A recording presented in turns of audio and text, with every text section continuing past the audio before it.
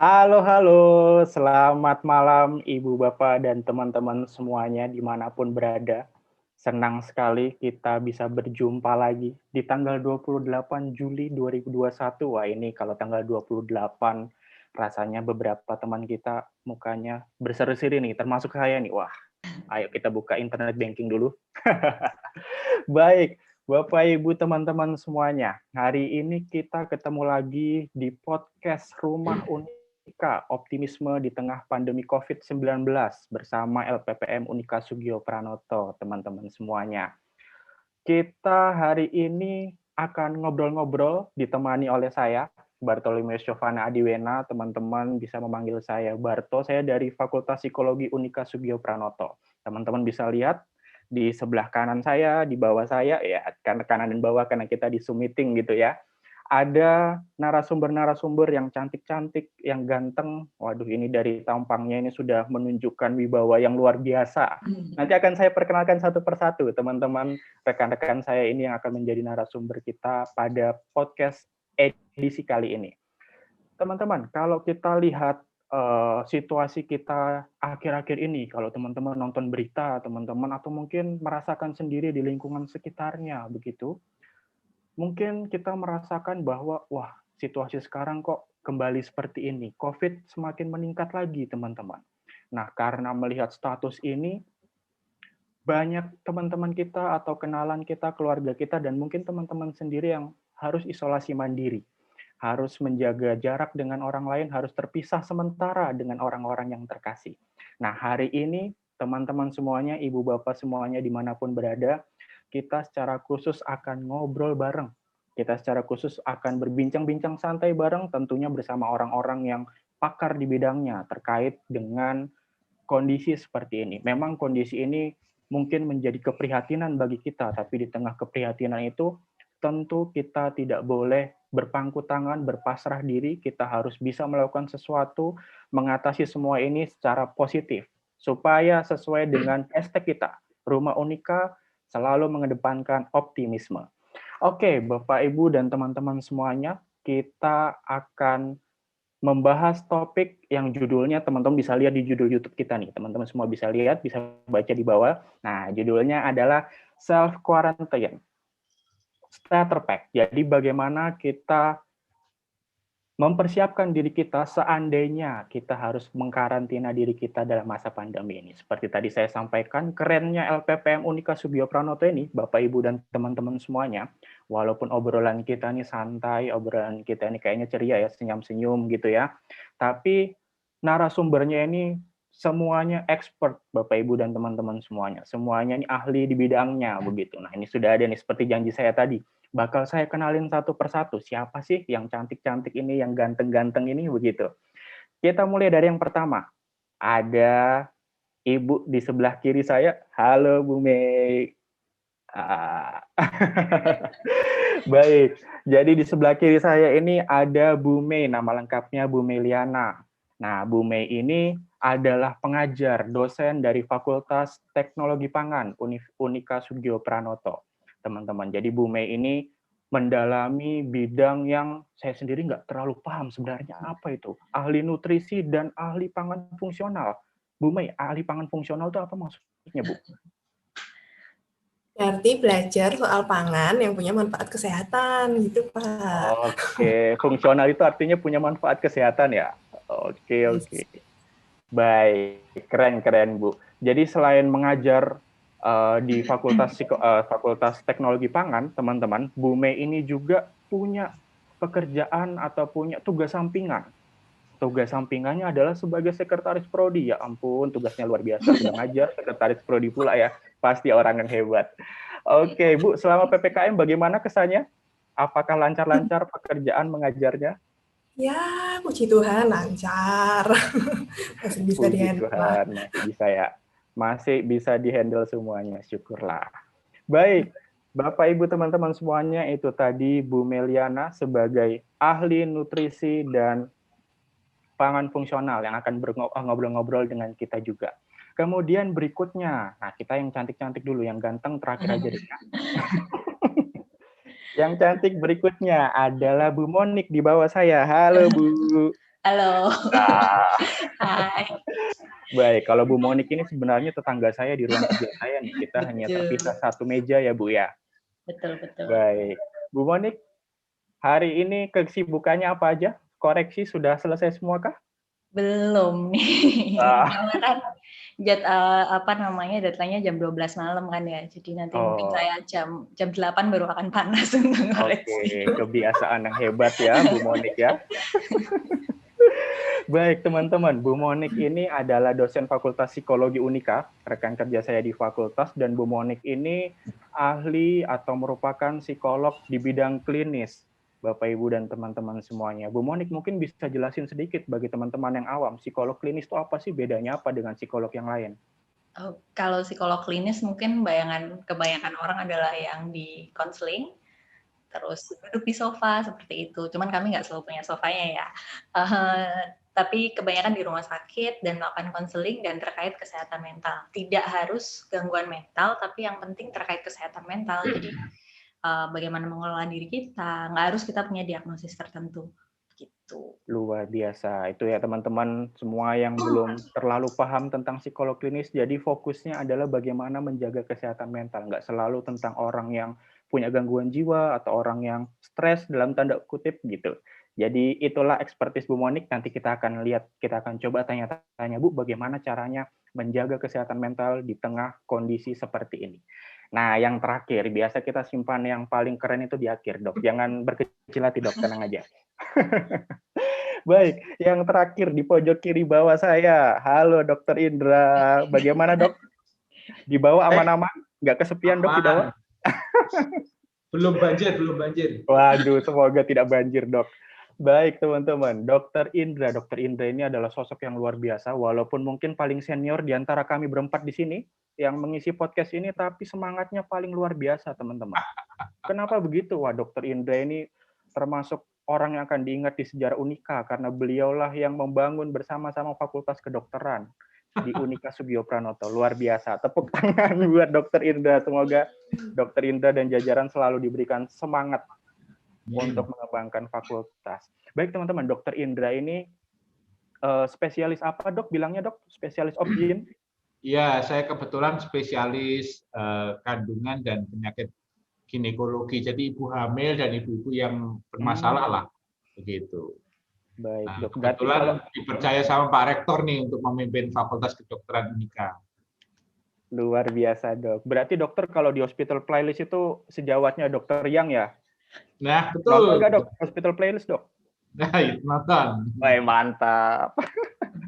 Oke, beda nasib tapi Dok ya. Jadi dia masih jodohnya belum jelas ya, nggak kayak dokter ya.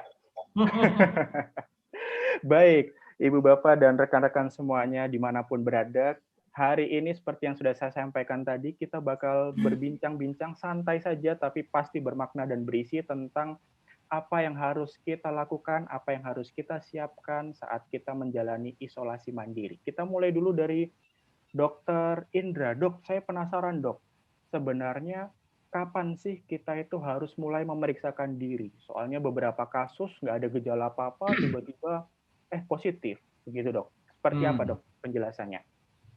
Gini, sebelum kita ke yang sulit-sulit nih, saya mau cerita dulu tentang kriteria kontak erat. Kan seringkali kan kayaknya kita nggak ngapa-ngapain, kok disuruh isolasi mandiri sih, kok bisa sakit, padahal saya itu nggak ngapa-ngapain nih, ketemu orang juga enggak. Gitu. Nah, ada 4 kriteria kontak erat nih.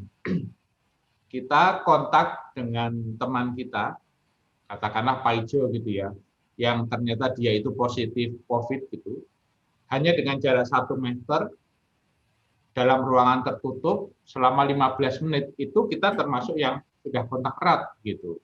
Kemudian kontak erat yang kedua adalah kita ini nih salaman sama Pak Ijo nih. Nah, itu sudah termasuk kontak erat. Atau kita makan bersama Pak Ijo dengan melepas masker nih. Nah, itu mau 1 menit, mau 2 menit, pokoknya lepas masker dengan Pak Ijo itu sudah termasuk kontak erat. Atau menurut tim Satgas Unika, Indra ini meskipun jauh-jauhan dengan Pak Ijo masuk ke orang yang kontak erat. Nah, di situ itu dari situ dulu nih. Nah, terus kalau seandainya nih kita merasa nih, kayaknya tadi saya habis ketemu dengan Pak Ijo nih, gitu kan. Terus langsung buru-buru periksa ke mana namanya, ke klinik Teresa nih. Saya minta tolong di swab deh, soalnya tadi saya baru aja tadi pagi ketemu Pak Ijo. Nah, di swab ternyata hasilnya negatif. Nah, itu jangan senang-senang dulu nih. Karena kan masa inkubasi kuman kan nggak bisa langsung, butuh beberapa waktu yang akan datang gitu. Jadi memang tidak bisa langsung gitu. Nah, jadi kita periksakan diri kalau kita merasa nih, kita habis kontak erat. Kalaupun negatif, jangan senang dulu. Kita ulang lagi 5 hari begitu. 5 hari datang lagi ke klinik Teresa untuk memeriksakan diri. Kalau itu memang benar-benar negatif, ya puji Tuhan begitu, Mas. Gitu. Oke, baik dok. Berarti ini murni atau sebagian besar tergantung kesadaran diri kita dok ya. Kita merasa kontak atau tidak. Kalau merasa kontak, segeralah periksakan begitu dok ya. Betul, betul. Nanti kalau bingung sih biar petugas kesehatan yang menentukan kapan lagi kontrol atau sudah cukup begitu. Oh iya, penghitungannya oleh petugas kesehatan. Baik, Iya. informasi yang sangat berguna dok. Kemudian dok, kalau misalnya kita ternyata amit-amit ya dok, kita dinyatakan positif COVID-19 begitu. Nah, kapan kita harus isolasi mandiri atau kapan kita ternyata harus diopname atau dirawat di rumah sakit dok? Penentuannya seperti apa itu dok? Yang pertama nih, kita harus bedakan dulu nih antara karantina dan isolasi mandiri. Nah, karantina itu adalah gini, si Pak Ijo tadi positif nih, saya di swab sampai 5 hari, ternyata negatif nih. Nah, bukan berarti saya ini langsung sudah bebas. Karena saya kontak erat selama 15 menit dalam ruangan yang tertutup, maka saya harus mengkarantina diri saya sendiri nih. Meskipun saya ini swabnya negatif. Gitu. Nah, kalau saya swabnya positif tapi tidak ada gejala yang dinamakan orang-orang itu OTG begitu ya, maka saya harus isolasi mandiri gitu. Itu bedanya. Nah, di isolasi mandiri memang lebih rumit dibandingkan karantina. Karena karantina itu kan saya negatif. Sedangkan isolasi mandiri saya ini positif nih. Yang ada kemungkinan positif itu akan kalau tidak diperhatikan akan menjadi memburuk nih, gitu.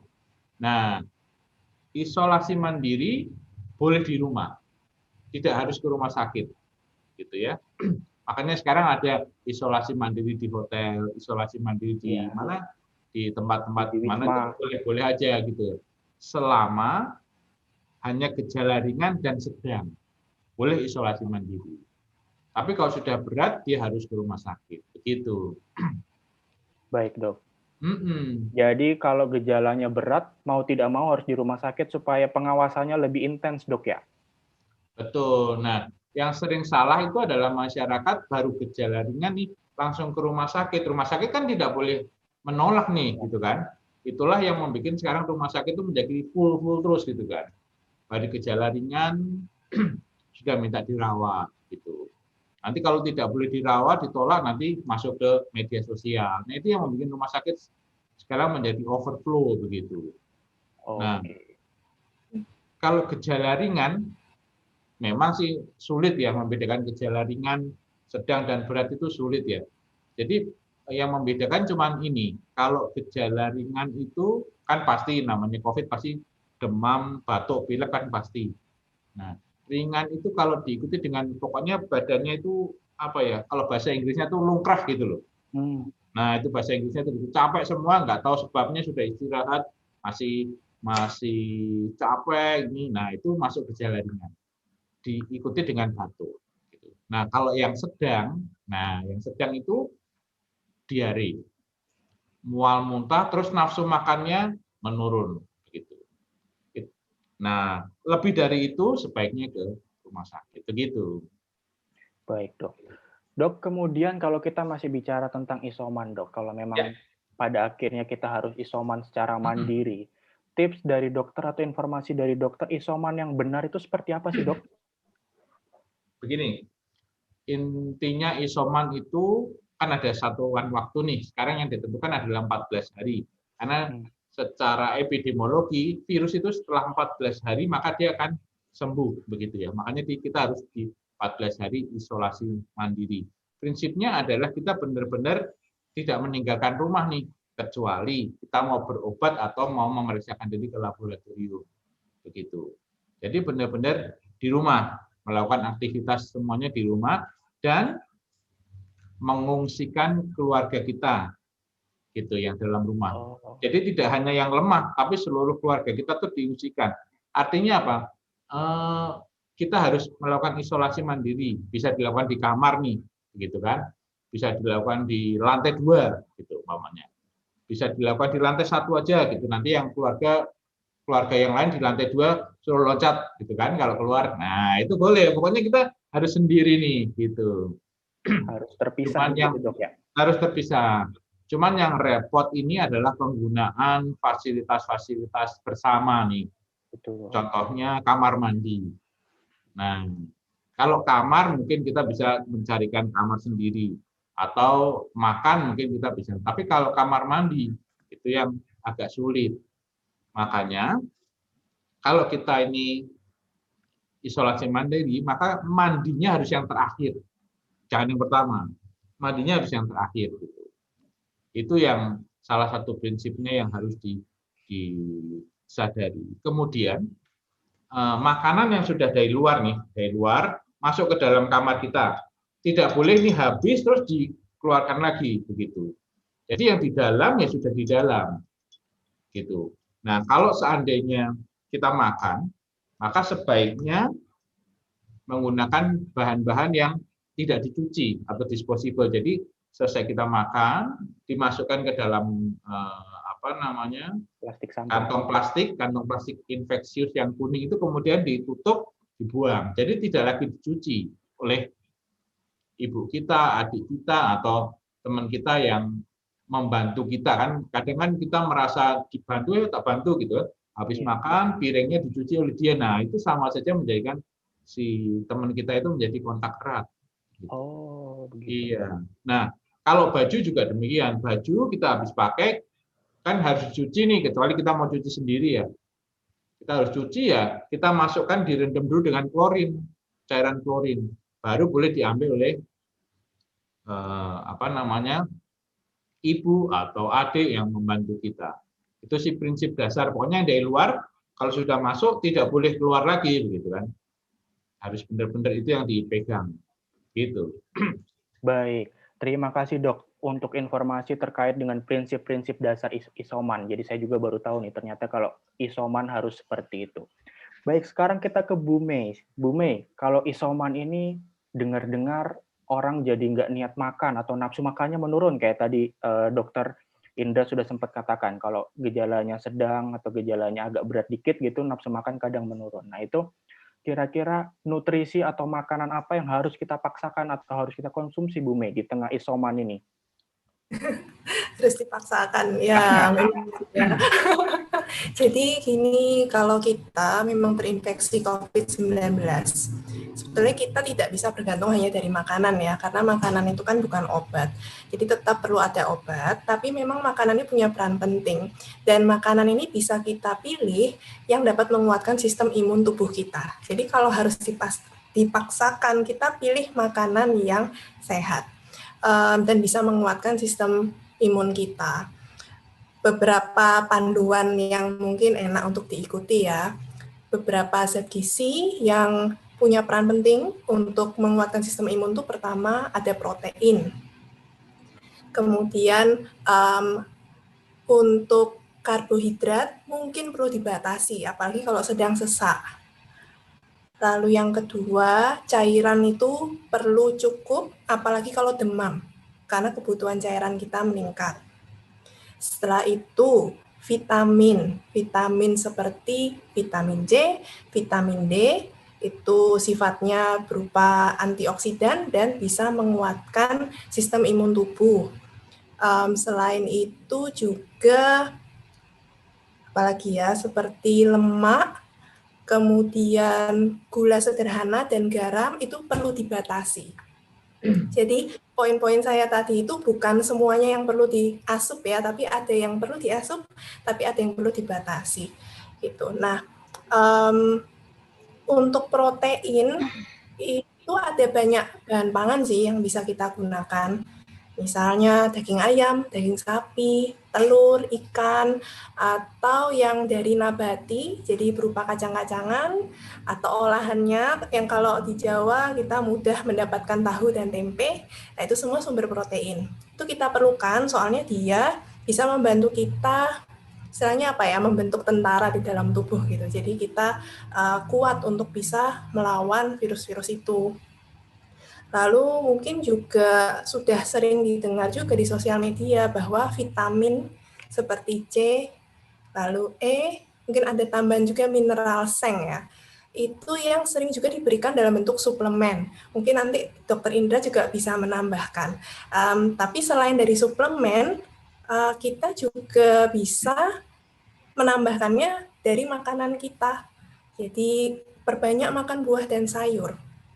Itu yang menurut saya harus dipaksakan pada saat kita sedang isoman, dan juga bukan untuk orang yang sudah terinfeksi ya, bahkan kalau tidak terinfeksi, jangan belum ya, semoga tidak, itu kita perlu perbanyak makan sayur buah, karena di dalamnya ada banyak vitamin mineral, kemudian sayur dan buah itu bisa membantu mengurangi inflamasi di dalam tubuh kita, efeknya terhadap berbagai penyakit degeneratif itu juga positif. Jadi istilahnya bisa mengurangi risiko penyakit degeneratif, di mana penyakit degeneratif itu biasanya yang memperberat kondisi seseorang kalau sudah terinfeksi COVID. Jadi kurang lebih seperti itu poin-poinnya. Luar biasa, Bu Mei, penjelasan yang sangat komprehensif tentang apa saja yang seharusnya kita makan saat kita mengalami atau menjalani isoman. Bu, saya pengen tanya lagi, penasaran nih. Kalau tadi makanan-makanan tadi itu apakah pengolahannya bebas? Apakah proteinnya bisa digoreng atau direbus, dikukus sama aja, atau sebaiknya seperti apa supaya manfaatnya itu semakin bisa kita dapatkan? Oh ya, betul juga, ini pertanyaan yang bagus ya, karena kan praktis gitu. Tadi protein kita perlukan, tapi ingat gula, garam, dan minyak atau lemak itu perlu dibatasi. Tapi memang lemaknya itu tidak semua lemak juga tidak baik ya. Gorengan itu memang sebaiknya dibatasi, Pak Adi. Apalagi kalau lemaknya itu juga berupa lemak yang namanya lemak trans. Itu biasanya ada di margarin, atau dia juga muncul pada saat minyak goreng itu sudah berkali-kali digunakan. Itu sehingga memang betul gorengan itu perlu dikurangi. Bukan berarti sama sekali tidak boleh, tapi janganlah semua makanan tuh digoreng gitu. Kalau saya boleh saran gimana ya, kalau orang yang suka banget sama gorengan, nggak makan gorengan nanti nggak nafsu makan. Tapi kalau banyak gorengan nanti juga nggak baik. Gimana ya, mungkin sekali sehari. Tapi ini memang tergantung tiap orang sih. Tapi memang itu hati-hati, perlu dibatasi. Masih banyak kok sumber lemak lain yang baik. Ada yang suka apokat mungkin di sini itu kan berlemak, tapi lemaknya baik. Habis itu kalau mau numis sayur misalnya, ya udah pilih minyak yang belum digoreng berkali-kali. Syukur-syukur kalau ada minyak zaitun itu memang bagus ya, karena dia lebih tinggi asam lemak yang tidak jenuh, itu punya efek antiinflamasi yang baik. Mungkin itu. Baik, itu ya teman-teman ya. Jadi tahan-tahan dulu lah kenikmatan-kenikmatan gorengan itu. Nanti kalau sudah sembuh baru kita hajar lagi. Baik. Kalau masih terkait dengan nutrisi dan makanan nih Bu Mei, saya juga penasaran.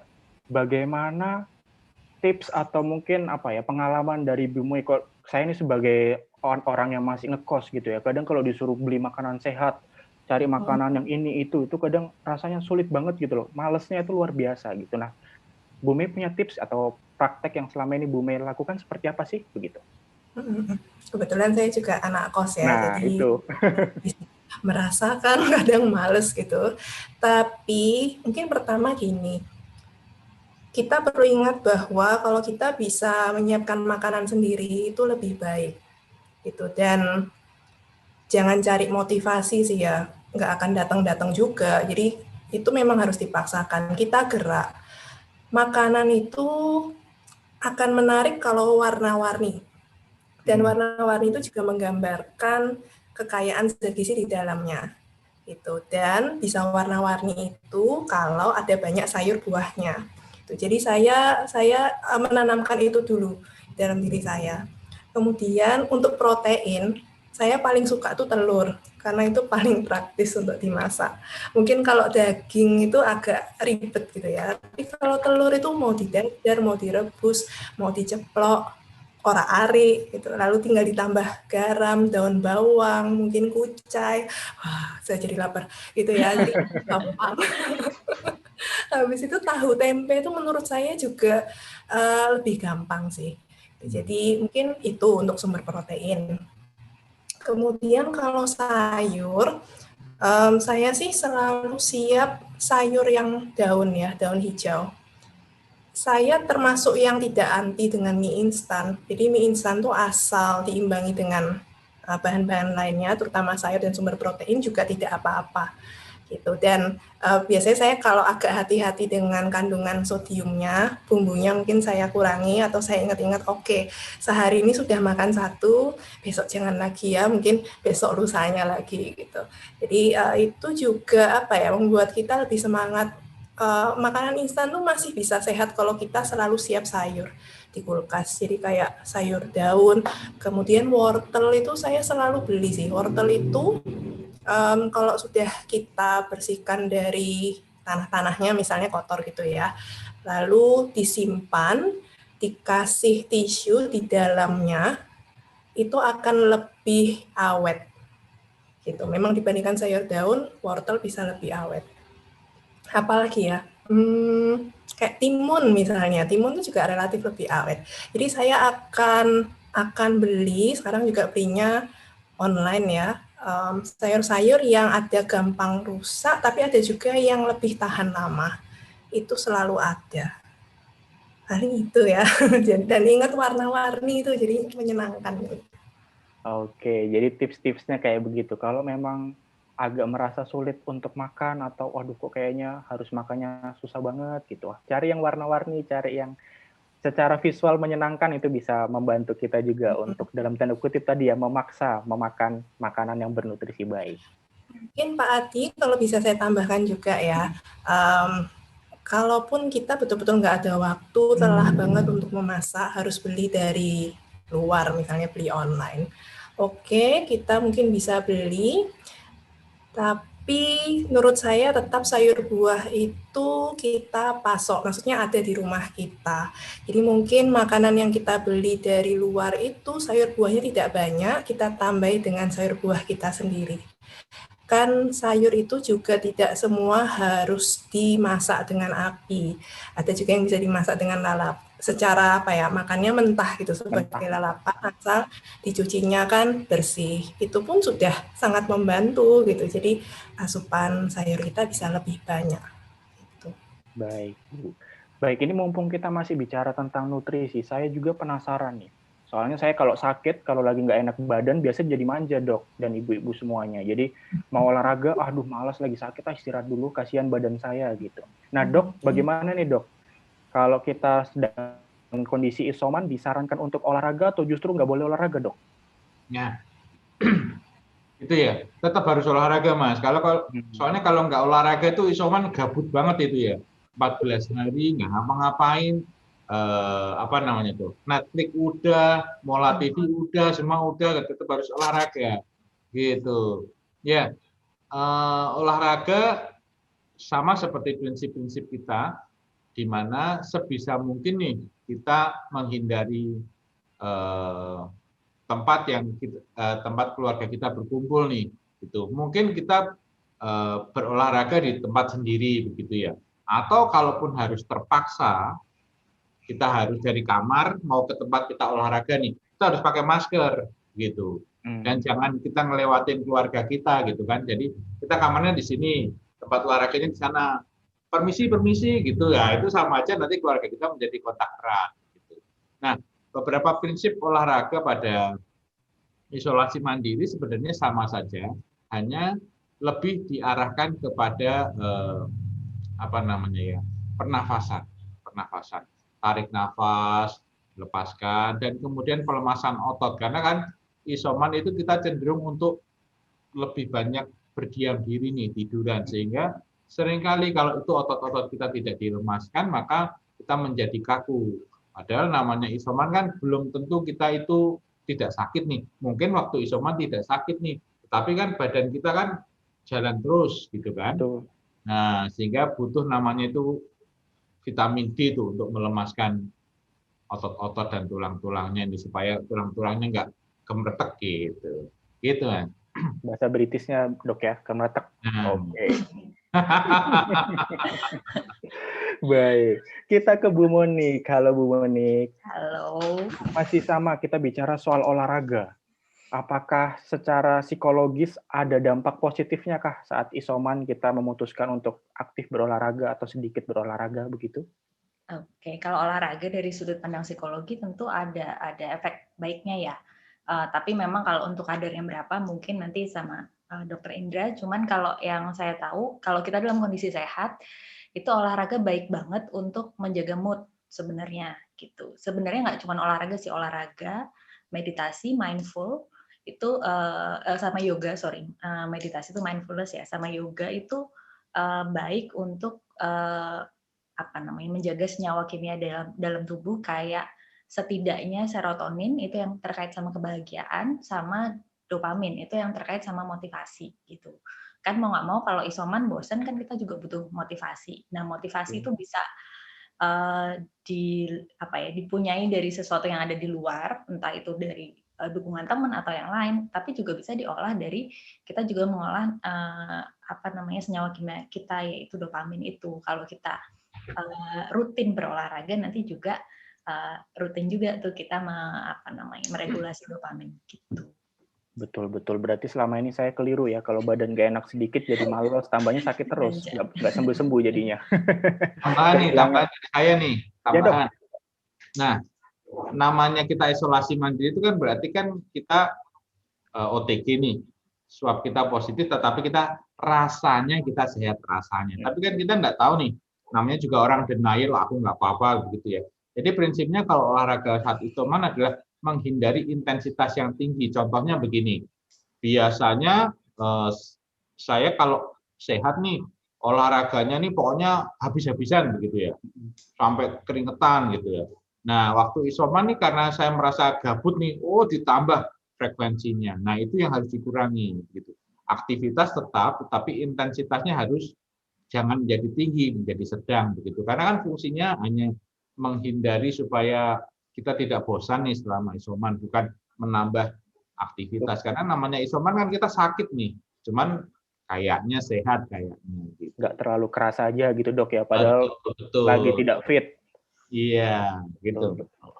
Baik dok, terima kasih informasinya. Kemudian kita kembali ke Bu Monik. Bu, kalau misalnya kita dalam kondisi isoman, itu terkadang sebagian besar kita itu cuma peduli saya harus makan apa, saya harus minum obat apa, begitu.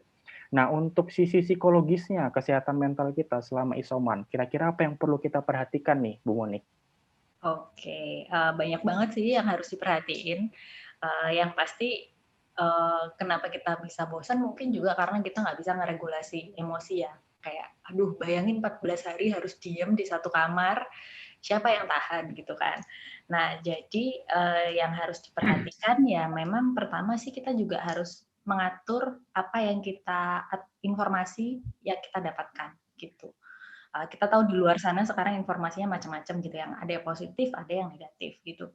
Tahu update data itu penting, tapi tidak perlu untuk membaca hal-hal yang kayak teori konspirasi lah, atau sekarang hal-hal di luar yang mungkin yang negatif yang kita nggak suka gitu. Atau kalau remaja, mahasiswa saking gabutnya terus stalking IG-nya mantan nih misalnya gitu kan, itu kan jadi bikin wah dia sekarang bahagia bersamanya gitu kan, jadi kita makin nggak enak gitu kan. Menambah beban hidup itu namanya. Yes, menambah beban hidup. Jadi lakukan sesuatu yang membuatmu akan merasa happy begitu, dan percaya bahwa kita punya ukuran kita masing-masing gitu kan. Waktu awal PSBB tahun lalu itu saya sempat minder, semua orang bikin dalgona coffee, terus bikin bisa baking gitu kan, kayak waduh pengen juga ya gitu. Nah, tapi kita perlu ingat bahwa kita punya punya keterampilan kita sendiri gitu, bahwa output kita berbeda sama orang lain udah punya skill baking, saya bahkan masih belum bisa membedakan jahe dan kunyit gitu ya, misalnya ya nggak apa-apa gitu loh, maksudnya semua orang punya standarnya masing-masing, tapi ketahui bahwa kamu juga bisa berproses gitu loh, kamu juga bisa mungkin belajar sesuatu yang baik dengan waktu yang ada gitu. Coba kita ingat apa yang selama ini waktu kita sibuk tuh ingin kita lakukan tapi nggak pernah kita lakukan. Misalnya nonton film ya, itu mungkin 14 hari bakal habis ya gitu. Tapi mungkin buka YouTube yang bagus kayak TED Talk, terus apa sih? School of Life itu yang saya, atau orang-orang yang informatif. Terus kan masih bisa gerak gitu. Mungkin bisa melakukan sesuatu ke ruangan gitu. Misalnya modal kertas dikit menggambarkah atau merapikan kamarnya dipindah-pindah gitu, atau merencanakan sesuatu. Kalau udah selesai, mau ngapain nih gitu misalnya. Jadi kita juga nggak bingung dan tetap bergerak, tetap positif gitu. Nggak cuma mikir makan sama minum obat aja. Baik, Bu. Oke, jadi secara psikologis kita perlu juga untuk men-treat diri kita supaya tidak terbawa emosi yang negatif, Bu, ya, selama isoman itu. Baik, Bu. Bicara soal stres nih, yang saya alami, terkadang kita itu kalau stres atau merasa dalam tekanan gitu, kita tuh nggak sadar. Begitu. Jadi tiba-tiba emosi jadi sensi gitu kan, gampang marah, gampang ngambek, dan lain-lain. Nah, Ibu punya info nggak, Bu, atau punya tips buat teman-teman, buat yang pemirsa yang menyaksikan kita ini, bagaimana kita mengenali bahwa, oh, saya lagi dalam kondisi stres nih, sehingga saya bisa melakukan tadi yang Bu Monik sampaikan, tips-tipsnya untuk mengatasi stres itu? Oke, itu tuh tipikal orang Indonesia banget. Jadi kayak kita kan dari kecil, terutama yang cowok ya, kasihan sekali yang cowok-cowok.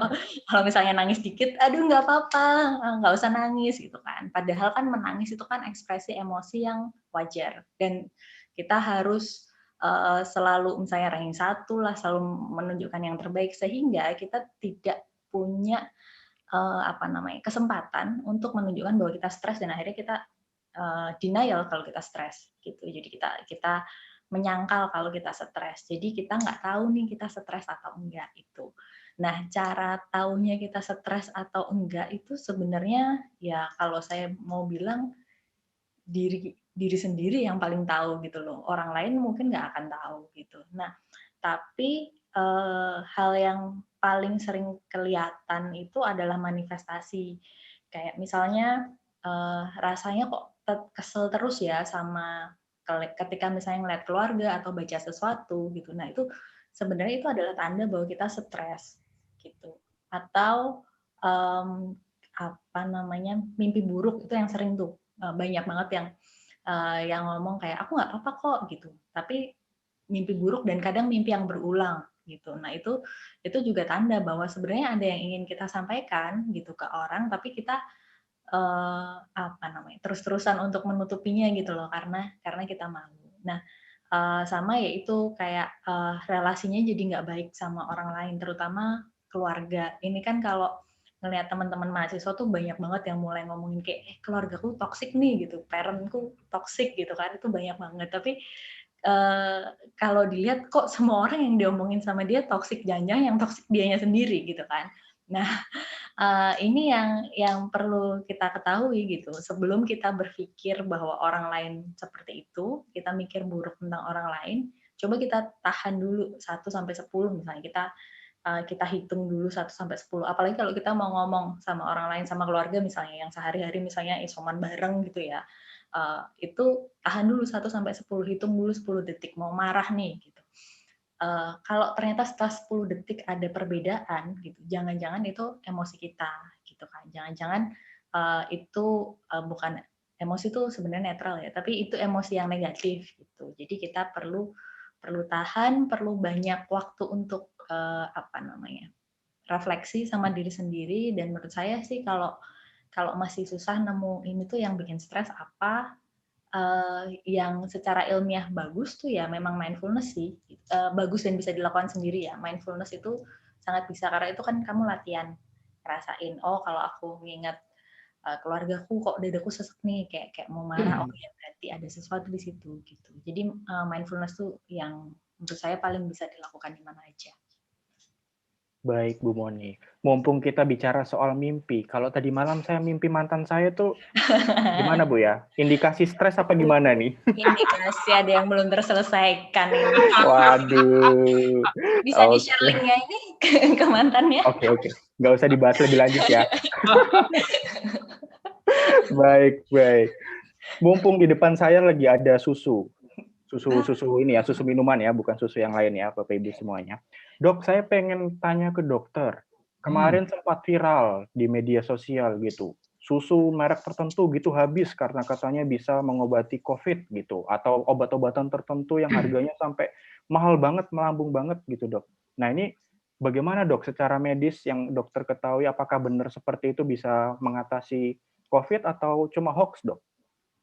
Ya, baik, terima kasih. Memang obat-obatan yang harganya selangit itu memang semuanya diperuntukkan untuk mengobatin COVID nih.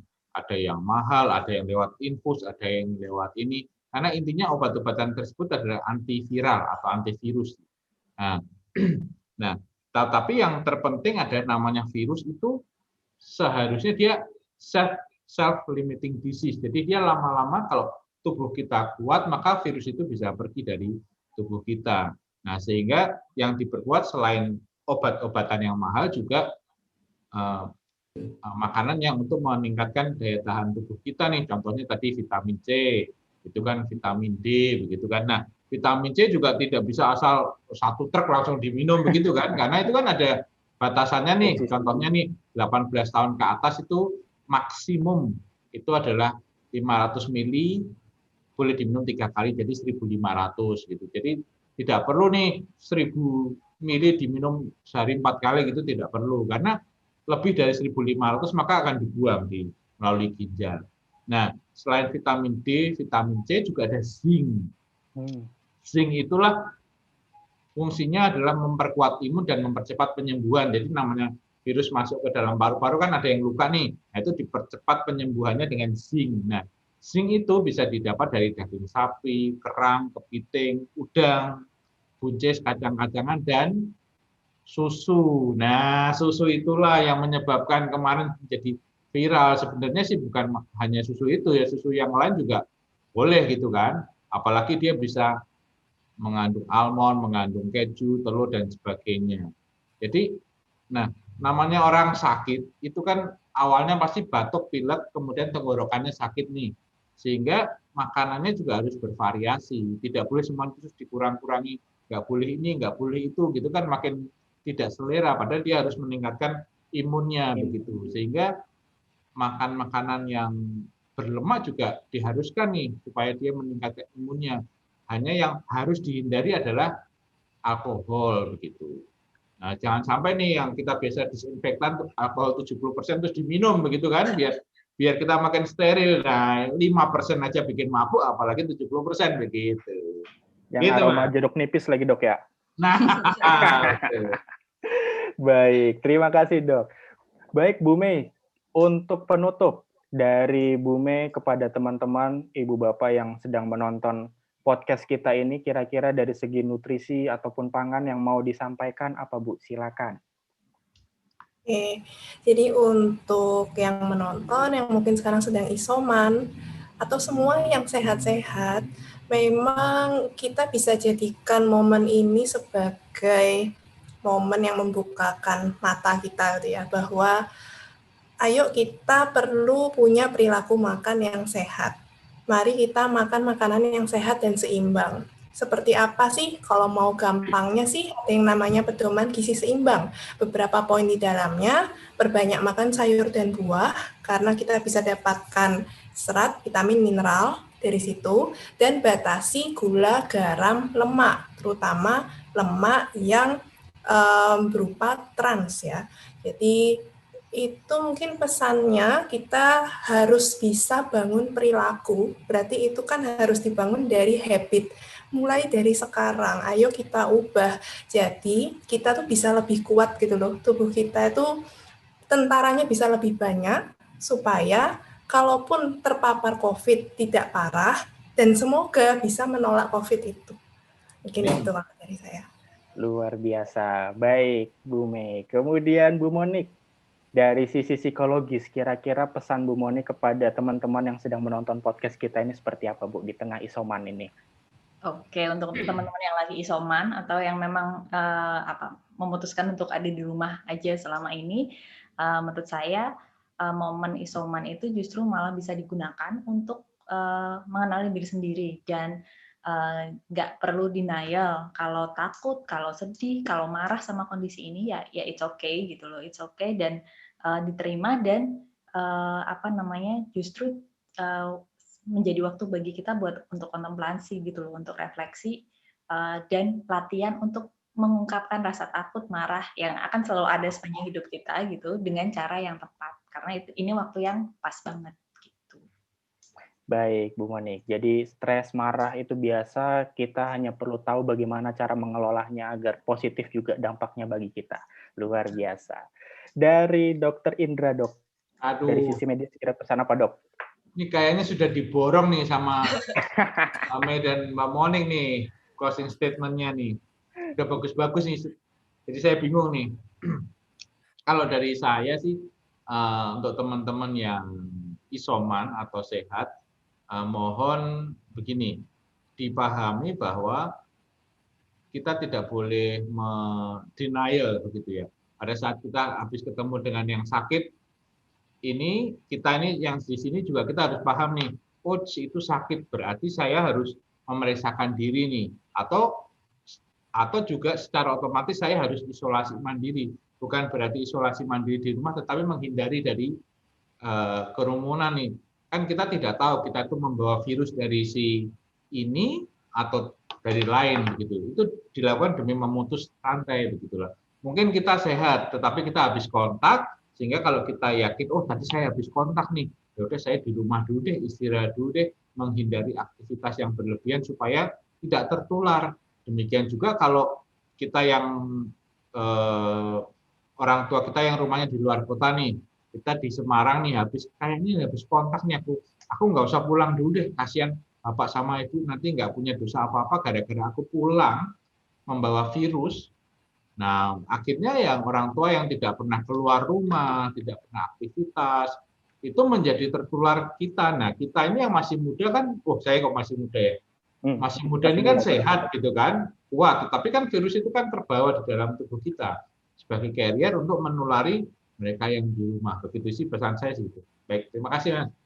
Baik, terima kasih Dr. Indra untuk pesan-pesannya. Jadi Bapak Ibu, teman-teman semua yang menyaksikan podcast kita ini, jadi perbincangan kita di hari ini sudah memberikan banyak sekali informasi bagaimana kita harus bersikap bertindak saat kita isoman atau isolasi mandiri di tengah pandemi ini. Dari segi nutrisinya, tadi Bu Mei sudah berbagi banyak banget. Kemudian dari segi medisnya, Dr. Indra pun sudah membagikan tips-tips informasi yang penting banget. Dan dari segi psikologisnya, Bu Monik sudah memberikan informasi, tips-tips kepada teman-teman semua.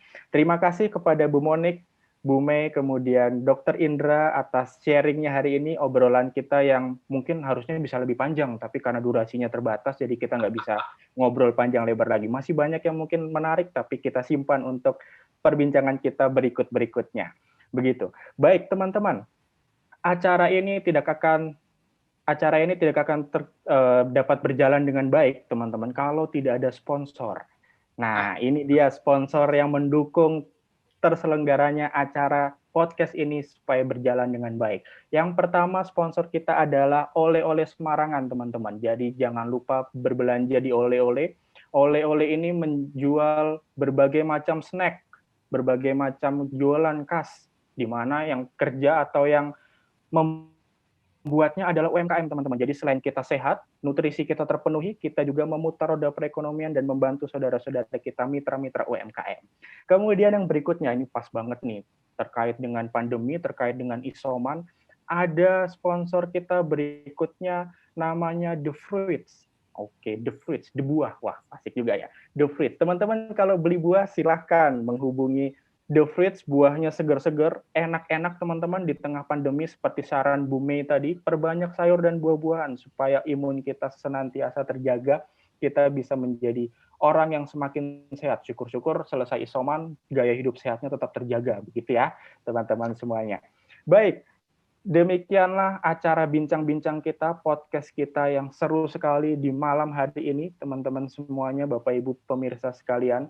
Jangan lupa saksikan di tanggal 28 Agustus, 28 ini kayaknya tanggal yang spesial ya, berbingar-bingar semuanya, begitu. Kita akan ada podcast seri berikutnya. Topiknya apa, temanya apa, tunggu saja informasinya. Begitu, kita akhiri podcast kita hari ini. Semoga perbincangan kita bisa bermanfaat bagi teman-teman semuanya. Stay safe, patuhi selalu protokol kesehatan, jaga selalu optimisme kita.